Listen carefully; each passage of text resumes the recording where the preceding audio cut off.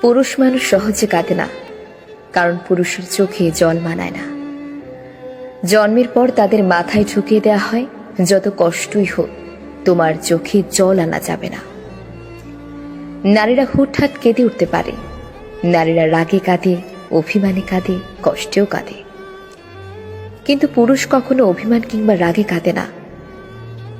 নারীর চোখের জলে ছলনা থাকলেও পুরুষের চোখের জলে কোনো ছলনা নেই। তবুও যদি কোনো পুরুষ কাঁদে, তবে বুঝতে হবে সে বড় কষ্টটাই পেয়েছে এবং সে আসলেই কাঁদছে। পুরুষ কান্নার অভিনয় করতে পারে না। পুরুষের কান্নার দৃশ্য ভয়াবহ। পুরুষের কান্নার কারণ তীব্রতার হয়। তবুও পুরুষেরা কাঁদে। পুরুষ কাঁদে চার দেয়ালের আড়ালে। পুরুষ কাঁদে বারবার ইন্টারভিউ বোর্ডে ব্যর্থ হয়ে সার্টিফিকেটের দিকে তাকিয়ে। পুরুষেরা কাঁদে সংসারের চাহিদা না মেটাতে পেরে। পুরুষেরা কাঁদে বাবা মায়ের চাহিদা পূরণ করতে না পেরে।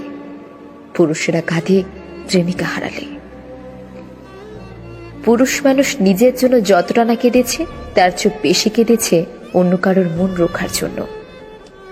পরিবার, বাবা মা, ছেলে মেয়ে কিংবা প্রেমিকার আবদার পূরণ করার জন্য পুরুষের চোখের জল মাটিতে ফেলতে হয়, যা অনেক প্রেমিকাই জানে না।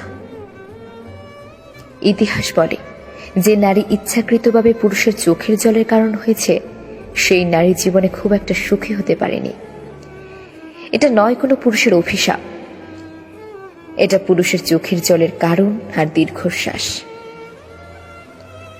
নারীরা বেঁচে থাকে বাবা কিংবা স্বামীর উপর ভরসা করে, আর সেই নারীর জন্য যদি কোনো পুরুষের কাঁদতে হয়, তাহলে সেটা সেই নারীর জন্যই অমঙ্গল।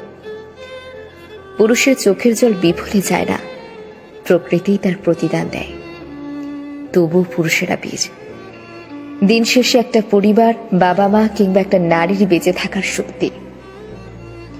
পুরুষকে কাঁদিয়ে যে নারী জীবনে বড় হতে চেয়েছে, তার সারা জীবন ভাঙতে ভাঙতে গেছে। কারণ একটা নারীর জীবনে স্রষ্টার পরই একজন পুরুষের স্থান।